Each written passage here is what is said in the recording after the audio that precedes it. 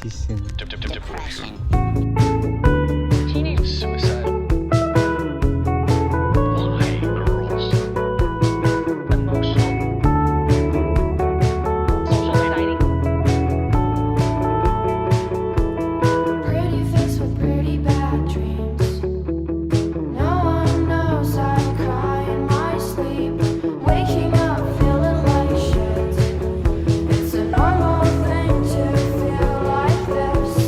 I don't care, I'm feeling down.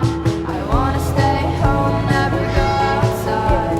Summer depression comes every year. I just want to disappear. Summer depression.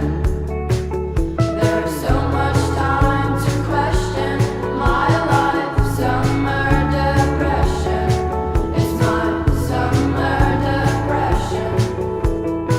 My worst habit is my own sadness. So I stay up all night wondering why. I'm so tired all the time. All my friends are doing things. It's good for them, but I'm nothing. Summer depression comes every year. I just want to disappear. Summer depression.